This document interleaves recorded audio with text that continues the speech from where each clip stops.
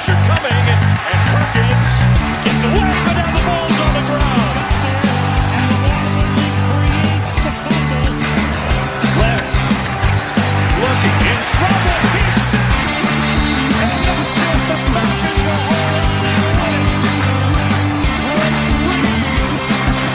That's the key. There we go. Game on the line. A stumble. The from behind is taken down. And for the second straight year, the game ends on a sack.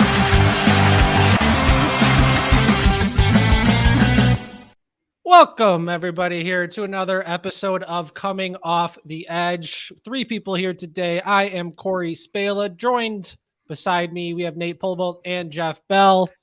Chef is missing here with a little sickness. Him and the family are down. So, Chef, get better. Today, we miss you, buddy. We are here for the fantasy shenanigans and the end of season. So, congratulations to everybody that made the championships. I've made 2. How many have you guys made in? 3. I believe I'm in 6. Sheesh. How many leagues? So I got 2, but I'm about, if we including Scott Fishbowl, 9, 10 maybe. So, dude, nice. Thank you. That's 20%. Yeah, that's impressive. You're in the finals of Scott Fishbowl? No. Including Scott Fishbowl, I said for a league. Gotcha. No, I was like, I got like 3 total wins, dude. But shout out to the finalists, Gabe Gearing, Man Bun. Yeah, go Gabe. Shout out to Daddy's Home. Bring it home. Yeah. So yeah. So I'm in a lot of leagues, but I believe I'm in 6 finals. I turned out I'm in the draft night out finals, and I didn't even realize it. So wow. I didn't even set my lineup correctly last week, and I still made it. So congratulations there. Fantasy is a funny, fickle game because I am in too many leagues, and I do my very, very best to manage it. Through most of the year, I did a pretty good job. I didn't really have any glaring omissions or anything like that. Then Christmas comes, and we're in the fantasy playoffs, and it's just you're out of your routine a little bit. And I had one league where I left AJ Brown on my IR, and I did not get those AJ Brown points, and I started Hilliard, the Tennessee running back, instead. And so that was a 27-point swing, and I still won. But then I'm in my home league, and I just crushed my home league this year. I outscored everybody by 200 points. I was cruising, and I ran into Joe Burrow, T. Higgins, and Damian Harris all together, and I lost. It was very close. My team was very good. My team put up a very good number. My team would have beat both of the other semifinalists by 50-plus points, but I'm out.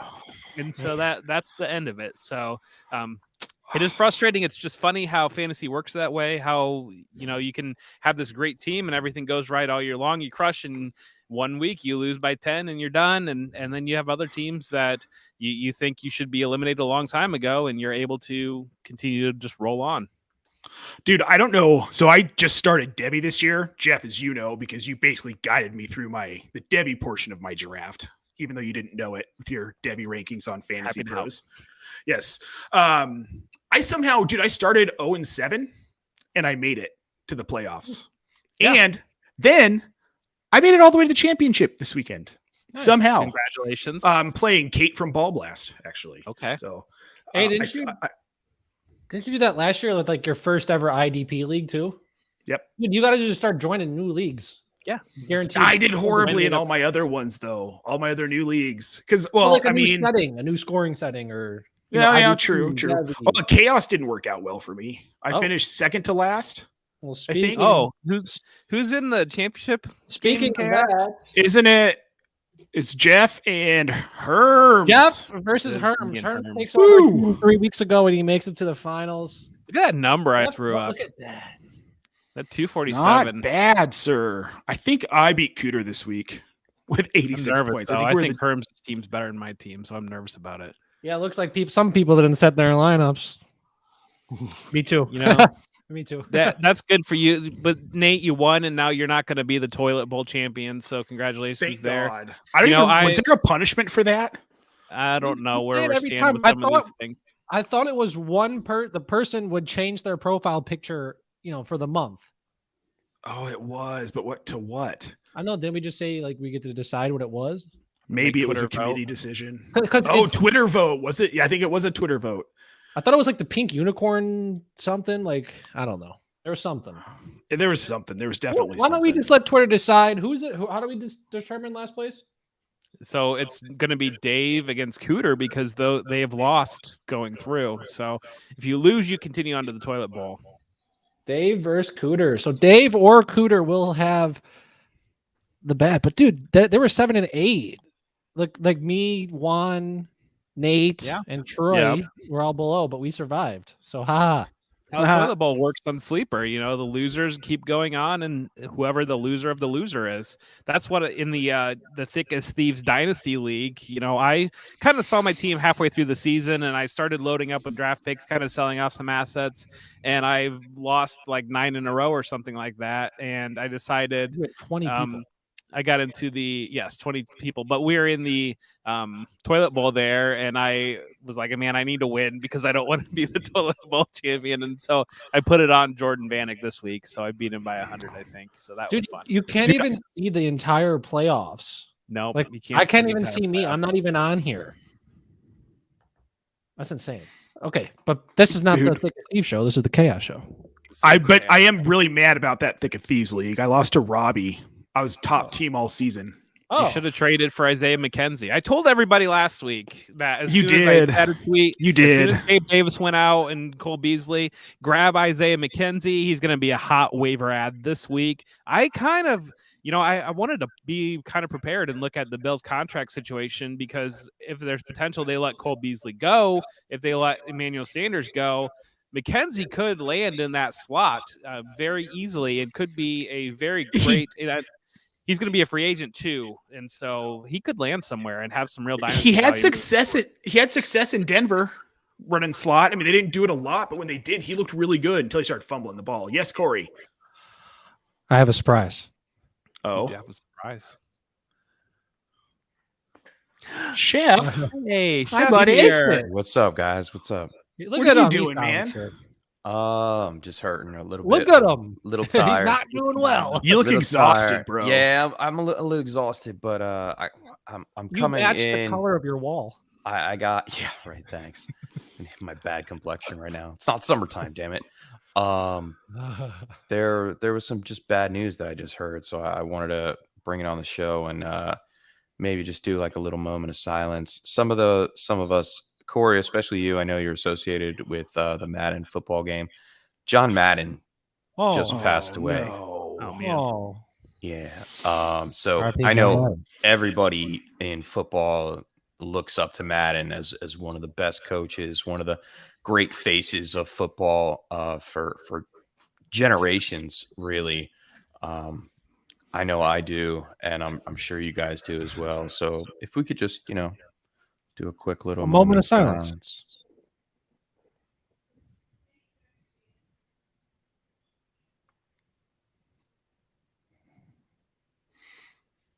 Good.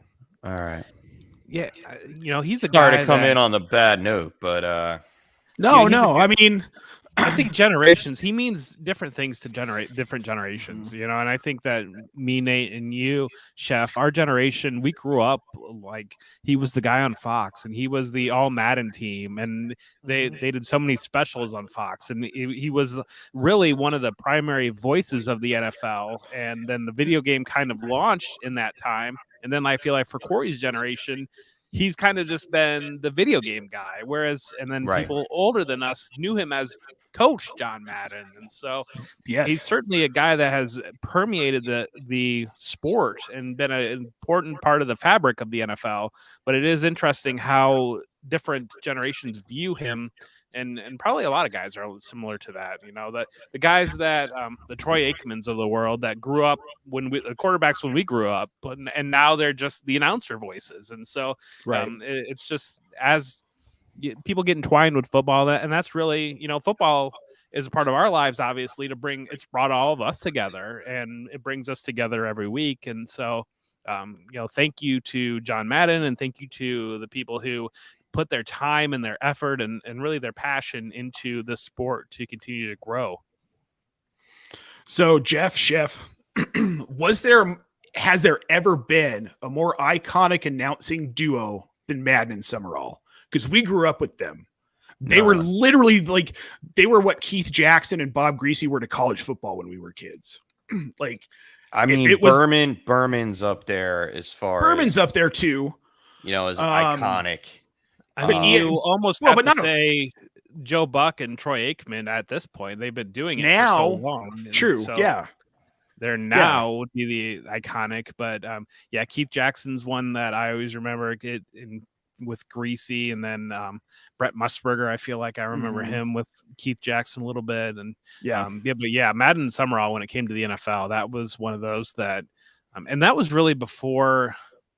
I don't know. The sport has changed on TV so much because that was before Thursday Night Football, and that was before, Red Zone and whatever else. That was one of those that you didn't have the ticket, even like Red Zone. Like that was available. You had your local game, and then you had Madden and Summerall. It would basically be your opportunity to see the teams of that era, the Cowboys or the 49ers or the Packers and those type of teams. Who was the worst broadcaster? If I could put my vote in first, I feel like we're not allowed to ask these questions. I don't know. Poor Dave. Hey, we can do whatever the hell we want. The worst fantasy analyst list was he got lit up. Not the worst fantasy analyst, the worst broadcaster, NFL TV broadcaster, and I'm going to go out there and say it. Jason Witten was absolutely terrible. Like he should be. Jason Witten wasn't great calling a game. I mean even Mark Sanchez is better than that. Who was the guy that said cold? He sucks. During Parham's injury. Oh, who was that? Was it Joe Buck? Wasn't it? Yeah, it was Joe Buck. Joe Buck. It was Joe Buck. I mean, I Joe Buck's good. Whatever. I don't like Joe Buck as an NFL broadcaster. I love him for baseball, but I don't like him in the NFL. He's really good during the World Series. Yes, him and why can't I think of the other guy? Tim McCarver were so good together doing World Series for so long. Yeah, and Smoltz was good too when he came in with them. Like Tim. You guys are old, dude. I thought Phil Simms was so bad.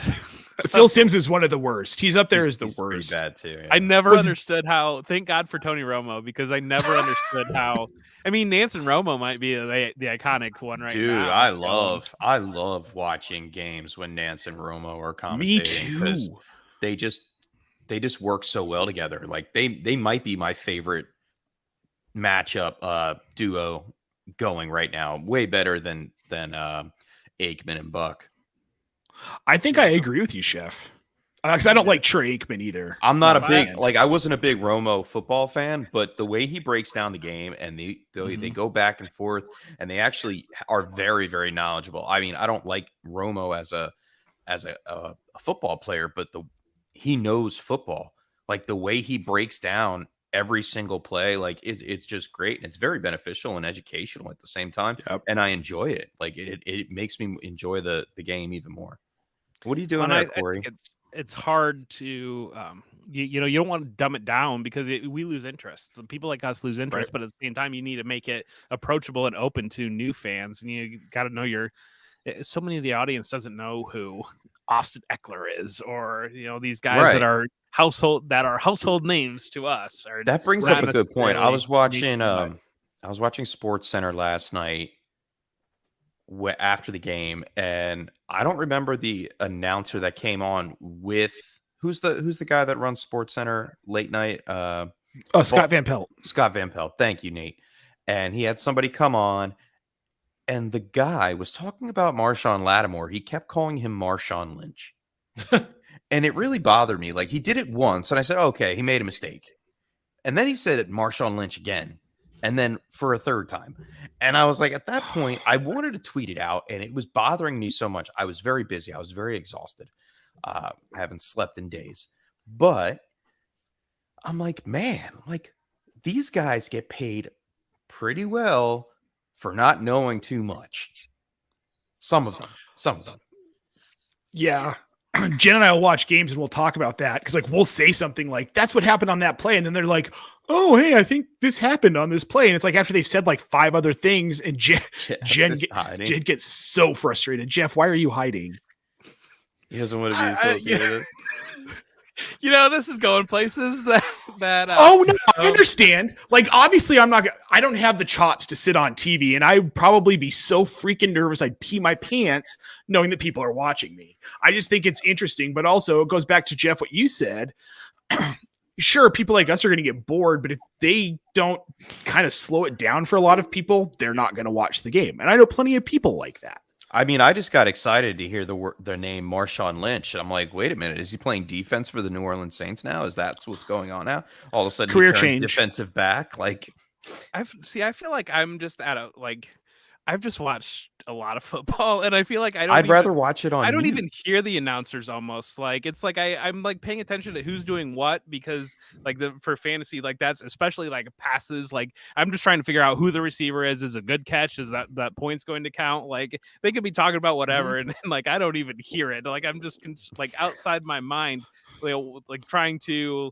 And it's like I immediately calculate, okay, what league do I have him in? Who am I going against? Like, do they him? Like, and especially, God, I feel like touchdowns have been completely ruined because of the review and the flags and whatever else. Because I feel like when we were kids, a touchdown was a touchdown, and now it's like you see a touchdown and you're like, is it a touchdown? Is it going to work? Is it going to stand? Like, well, are they going to do a replay? Like, are they going to commercial? What's going on here? And it's just one of those things.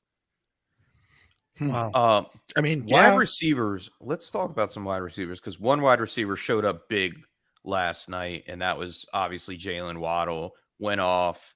I believe it was, how many catches did he have? 11 for 91 or something. 12 targets, 10 catches.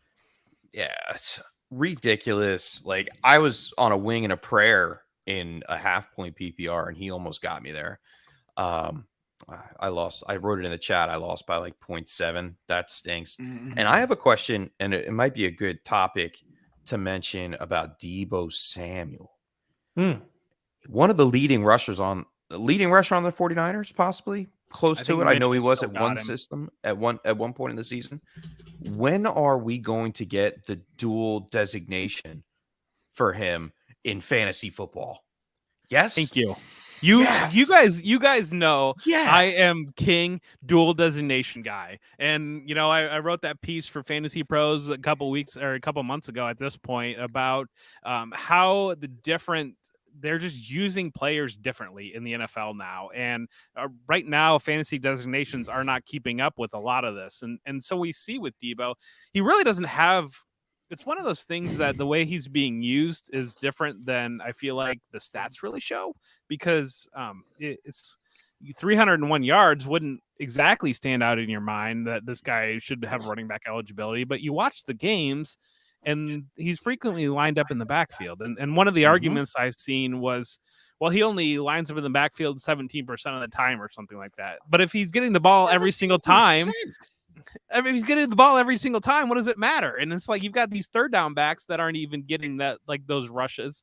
It's just this is not going to be the last of it, because and it's really Cordero Patterson was kind of the first one, and then Deebo was right there too. This is not going to be the last of it, because we know that this is a copycat league, and teams are going to try to. Of it. Yes. Well, Amon-Ra St. Brown even had some carries. Like, AJ Brown had a little Elijah bit Moore. They lined him up. All these new wide receivers. Yes, Nate. So, question, since we're talking about Deebo Samuel here. In Dynasty, you see a trade. Deebo Samuel on one side, AJ Brown on the other. Straight up, which side do you want? Which side do you want to be out of that trade? AJ Brown. Okay. Fair enough. I don't Brad, know, I don't what know. up, buddy? I don't know if I want AJ Brown or not. I still take. I think I want Deebo. I think I want Deebo. I think it's a I want conversation. It is definitely a conversation. Yeah, I mean, for sure. From a show out point this year, like the rushing upside, the kill points, that get you those end zone carries, the trick plays, the rushing ability. Like AJ Brown seems a little bit more. I don't want to put him down. He's a great wide receiver, but a little bit more one dimensional when it comes to playing the wide receiver position. Deebo brings that extra piece that I was hoping to see. It looks like they are starting to build the offense around his abilities more so than we thought. I mean, yeah, Trey Lance is coming in there. We don't know what to expect with that, but Trey Lance was drafted for accuracy reasons. Like, right. Debo's Exactly. going to be open. I can see Debo being a part of this run game for San Francisco for a couple years to come, man. I mean, yeah, he's going to lose maybe a carry or two to Trey Lance, but I like it. I like Debo Samuel over AJ Brown. The problem that you run into with AJ Brown is that the Titans, I feel like they forget that he's on the team for like half the game sometimes. And we saw it Thursday night. It was the first half, they didn't even go to him at all. And in the second half, it's every play. And we see glimpses of this offense and we see him do those things. And then he'll put up a massive game. And then you turn around right in the next game and he doesn't touch the ball for the first half. And you just can't do that with, they're a winning team. They've won their fair share. We see a lot with bad teams. Like, they're just not getting their best players the ball. And certainly defenses are scheming it to stop that. But you've got to figure out a way to get the ball in the hands. And that is the one thing that the 49ers have done with Debo Samuel, is figured out a way to get him the ball consistently. Well, kudos to Shanahan. While you bring up his name, sorry, Nate, to cut you off. I know you were on a thought. In the preseason, he turned around, I believe it was mid-August, and said, we are going to run the ball 500 times. And everybody was licking their lips at Trey Sermon, not even Elijah Mitchell. Elijah Mitchell wasn't even a thing yet. Even Raheem Mostert. And, we were all looking at the running backs. And yes, they get their fair share. They can get, if they are feasible, like Elijah Mitchell, they'll get the ball like 25 times. But no one ever counted on Debo Samuel in the offseason that he was going to run the ball as much as he is doing now. Well, unless you're Jeff, because Jeff. I'm saying I've got receipts. You should from change July it and to August at Jeff knows. Jeff just knows. I'm just saying I've got receipts from July and August saying that Debo Samuel is going to be used as a running back. So, I mean, that's just insane. You do, and I remember. Take a victory lap on that, dude. Just let me know. I'll just retweet it for you under Coming Off the Edge. But no, great point. If you hit on that Debo Samuel this year, I'm glad. I orphaned one league. Shout out to Gabe Gearing. I know you guys gave him a quick shout out before for SFB, but in a league with him, and Debo Samuel is like my pride and joy on this team. Never could be happier. Well, I have Josh Allen and Matthew Stafford too. So last year was this is my second year in Dynasty. Last year was my first year in Dynasty, and I did my first ever startup like last May, like 2 Mays ago. And I did it, and I just whiffed on quarterbacks and super flex, and I was aggressively trading up and just kind of these things that you didn't realize the depth of a Dynasty league. Like the first time you step into it, thinking like, oh, well, I've done redraft for 20 plus years. And like, if I can trade for studs on my team, like I'll figure it out later. You get into the player pool and you realize who's out there on free agency, and you realize, okay, maybe not. And so I blew this team up like before the season even started. I did the draft like in May, and by the time I got to July, I decided I just need to move the other direction and get as much draft capital as I can in young players. And so I had Christian McCaffrey on my team, and I traded him for Debo Samuel, Jerry Jeudy, Drew Lock, and a first round pick. And it was one of those that like last summer, like when he was still the hotness, it was one of those where it's like I felt like maybe I got taken on that deal, and I do not feel like I got taken on that deal now. That's the way to do it, man. Dynasty is crazy. What do you got, Corey? So speaking of Debo Samuel, the last 6 weeks he has 75% of his carries, and Mitchell has missed 3 of those games. So the first 1 through 9, whatever that is, he had only 11 carries. So how much of these carries was because of, Elijah Mitchell being out? I think you're drawing a false equivalency there, to be honest with you. I think it was more Brandon Ayuk getting his head on straight and the 49ers trusting him in that receiver role. And I think that played into it more. And I think that's what you changed. If you look at week 8, I was pulling it today, week 8, Ayuk's targets just exploded after week 8, and he's been a completely different player after that. He's wide receiver 26 on a per game basis, and so he's not exactly crushing it, but at the same time, that's a big improvement from where he started the year. So early in the year, they were running Trent Sherfield out there, they were running Mohamed Sanu out there, and I really think that they got comfortable that he finally got to the point where Kyle Shanahan could believe in him again, and I think that was what allowed them to unlock Debo and move Debo around more. Yes, Jeff, I totally agree, because there were reports coming out of 49ers camp that he was having problems blocking. He wasn't being a team player. They pulled him to the side and said, hey, listen, you have to be 100% to not even if the ball's going your way. You need to be 100% all the time. And that was the problem. He wasn't gelling. And once again, dude, I wasn't a big fan of Coach Shanahan, but I'm patting him on the back this episode because he turned some of these players around. He sees the players and the potential for these players. So I can't wait to see how he's going to utilize Trey Lance in this offense for 2022. And that's what I'm really excited about, because I only have I think I'm in 2 finals this season now, because I just got booted in 2 more. Not bad, I guess. You might be able to see this week. But you see what Jimmy Garoppolo does, and Jimmy Garoppolo he's been quietly a fantasy asset at quarterback. He's been surprisingly better than what people would expect. And so, but you watch the games, they're not asking him to do anything. And so Trey Lance can do those things as well. And then if he tosses in, 30, 40 rushing yards and he scores some rushing touchdowns, we all know the value of rushing quarterbacks. Big time, Pet. And I think it happened. I think we do see a precursor for next season this week coming up, with Jimmy Garoppolo getting that tearing his UCL. We probably will, man. And I'm looking forward to it. It's later in the season now. If they're going to pass the torch, why not? And yes, it could wind up being an important game, but hey, that's the name of the game. It's next man up. Look at the Baltimore Ravens, how many quarterbacks they went through this season. It's crazy how many people are dropping each and every day.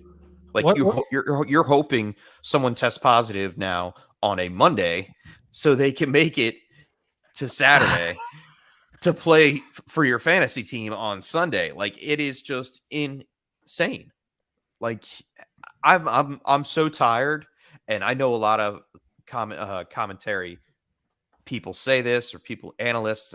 I'm tired. I am tired of 2021. It has kicked my butt.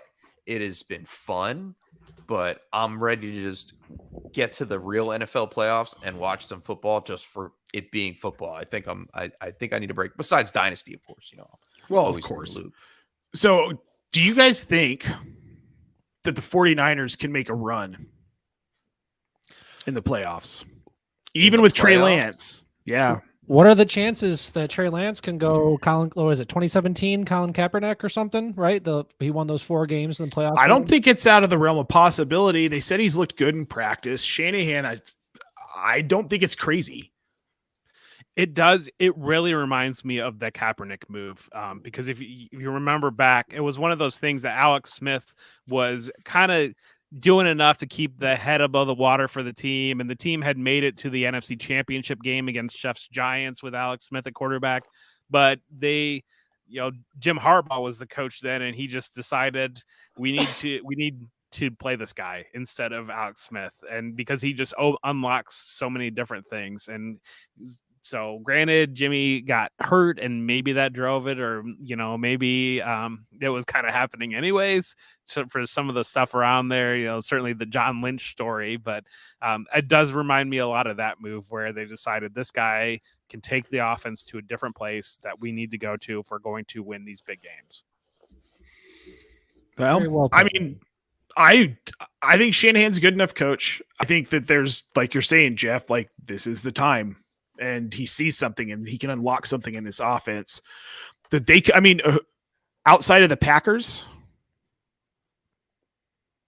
what are we talking about? Who's really that much better than San Francisco in the AFC? Or in the I NFC? would say the Rams. I don't think so. You were in the hat. San Francisco handle the Rams. I know. I got it at the LA airport. We did see San Francisco handle the Rams, though, a couple weeks ago on Monday Night Football. Yeah, the Rams aren't as good as their record indicates. They just got Akers back. It's gonna. I think both playoffs. I think they're both better than the Cardinals, to be honest. this is a snow globes playoffs, and especially we saw it in fantasy football, but it's kind of a different theme. But I feel like I call it a snow globe playoff because you're gonna have the champion, but you could shake the snow globe up and do it a different way, and you could have a different champion like every single time you do it. Like it just feels like there's so many teams that there's like 12, 15 teams almost. It feels like that could make a run and go win the Super Bowl. Yeah, I think Green Bay does have the potential. Like looking at their rosters right now, if they can stay healthy, they can make a run. Well, I mean, yeah, they've got the bye pretty much That's locked pretty much up. every team right now. If they can stay healthy. Yeah, it's just like the fantasy playoffs. I wanted to circle back on something. We talked about being so tired about this, and I saw Sigmund Bloom had a tweet about that's what the week 16 schedule, and we'd be done, guys. Like every other year, we'd be done. And it was something that coming out, like I just kind of like didn't even give it a second thought. Like, of course we'll go to the championship in the week 17. Like, why wouldn't we? We've got you're not going to do it week 18, but I think he makes a lot of really good points. And I know we kind of talked about it in our chat a little bit too, about like there's no part of me that is saying I'm thankful we have an extra week of fantasy football.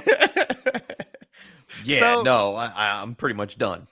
Yeah, so it's one of those things that I think that it's a real conversation to have, and I don't know, like I feel like we're attuned to, as humans, at least I know, we're attuned to these cycles of like, and this is like when these things are supposed to happen in our lives, and 2020 shook everything up, and I know, so like I'm a basketball, baseball, football fan, and like I'm used to, like, my brain triggers of like, okay, the NBA finals are in June, and I know it's June because the NBA finals, and then the World Series is in October. So when those things get adjusted, even when it's a week, it still like completely throws you off.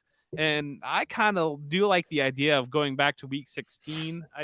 It's one of those that it's the holiday season, and you know, your finals are on Christmas. Your finals on Christmas, and like, you see people in your home league, or you see your family that might be in your league, and you're talking about who's going to win the league. Or, you know, my brother-in-law's in my home league, and he's kind of my fantasy football nemesis. He's one of my best friends, and I know we've had years where we were playing each other in the championship game on Christmas, and so you just miss those type of things. I think with the extension of the extra week.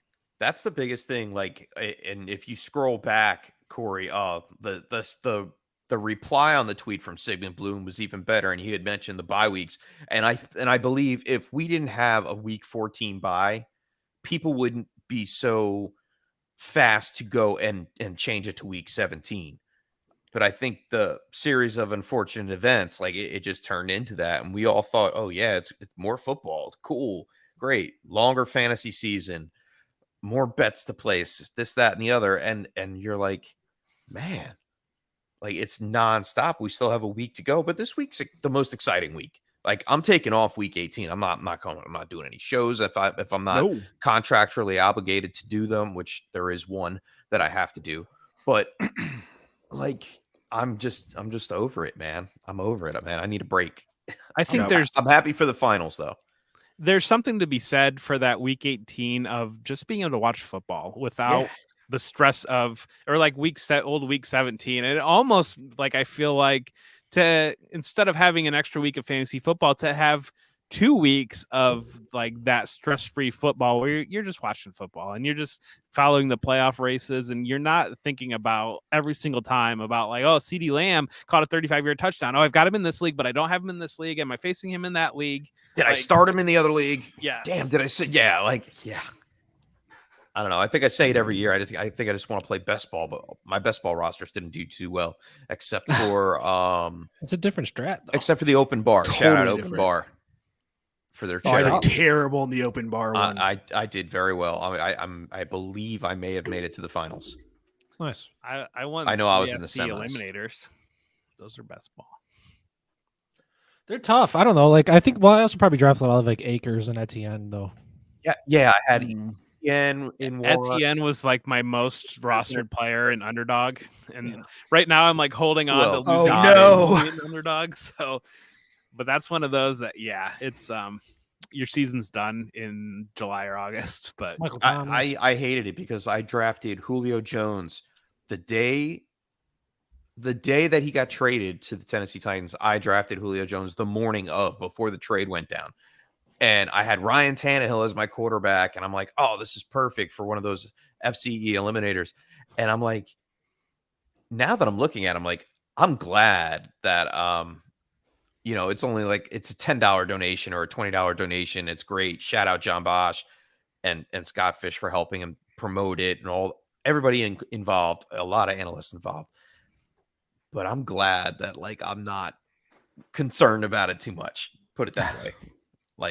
Yeah. Well, and I'm I not think too happy about having Julio Jones now. I think we all value Scott Fishbowl and the charity aspect of that, but the community building aspect of it, right, and the playoff race and everything. But I think that there's certainly something to be said for doing charity as best ball, moving forward. If you've got a charity league, you've got a big charity league, I think that the vast majority of people playing in it would be thrilled if you were to switch it to best ball. Yep.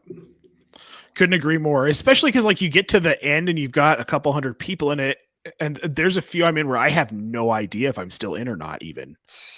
That's what I ran into in the draft night out. I tried to navigate the website and I tried to look at it, and it looked like the top 6 people in the entire 90-person tournament were in the playoffs, and so I assumed I was 18th, I'm out of it. And then apparently I'm playing for the title this week. Whoa, so nice, dude! I had the hardest time trying to navigate fan tracks. Yeah, that's the only But I'll do draft night out again at the expo this year, of course. We've had a nice one. We had a really nice one. Anything else we should throw ourselves under the bus for? I told people to draft Sam Darnold at the beginning of the season. Oh, I had Allen Robinson as a wide receiver one. Jonnu. My Michael Pittman take actually got kind of close. Jeff Pittman was hot for a while. Dude, you had every reason, just like I did. You weren't alone. I loved Jonnu Smith. You were a little louder about it than I was, but there's every reason to believe that he was going to be the Hunter Henry in that offense. It just didn't pan out.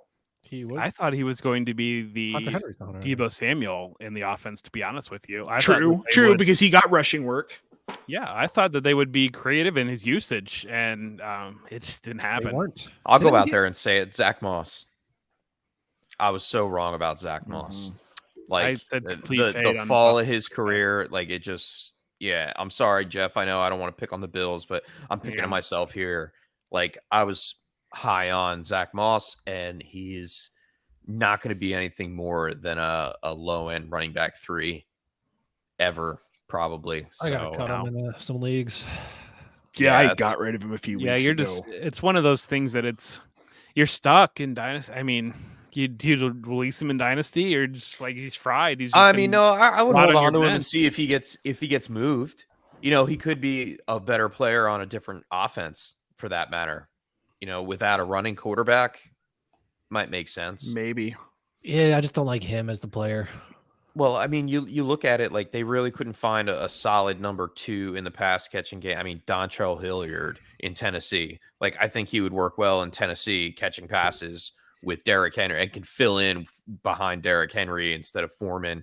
I think he would be good on a team like that, but who knows? But it's one of those that the Bills need to do work with their offensive line. But we saw Justin Jackson step right in the Chargers offense and put up a massive week.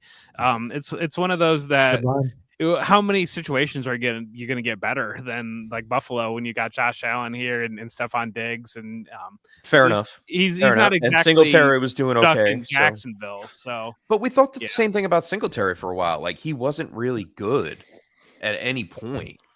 He wasn't that solid RB1 at any time either. Oh shit! I think me and Nate had a moment.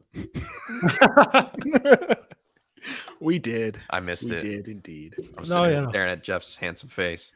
He is pretty. I isn't agree. So the thing with Singletary, he's just gotten volume is the biggest thing. We know that we hunt volume with running backs, and they've decided to give that volume to Singletary. His flaws are still there. He's not going to break off that 40-yard touchdown.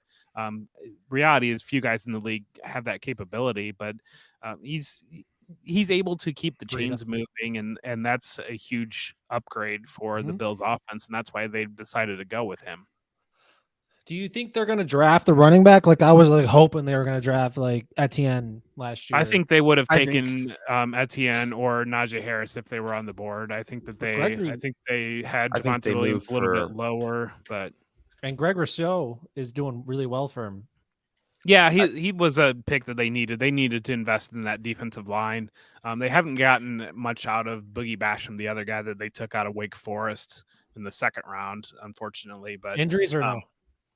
I just don't know that he's a player is the problem. But Epinesa, AJ Epinesa, they took him in the second round a couple years ago, and his first year was a complete washout. Like, I don't know if he was even active more than 2 games, but he's started to step up too. And it's some of these guys are ready to go right away, and some of these guys aren't. I think they're a team that makes a move for Marlon Mack, maybe shops that market a little bit. Anyway, Patterson, that guy. Yeah, you guys, did you guys plan a draft? No. What do you want to draft? We have 0 plans. 0 plans. Mammals. Draft our mammals. We've been doing animals, haven't we? Oh no, we did. What did we do last week? Well, we did claws one week, and we claws. That's right. Our favorite. We did mall stores last week. That's right. Oh yeah, we did mall stores last week. That was a good one. We could do. Goodness, what do we want to do? Well, this is great content. Yeah, it's right. Pretty good. Let's do our favorite South Pacific invertebrates. Favorite day of the week. I don't have even one, Corey. Please don't write that down. Favorite day of the week. Favorite day of a month. Favorite day of a month. Oh my God. Pick a number one. Favorite holiday. 31. 101. We could draft our favorite drafts. Favorite holiday. Your Mount Rushmore. Draft your Mount Rushmore. No. I swear, if I see that one more time. What's your favorite engagement farm?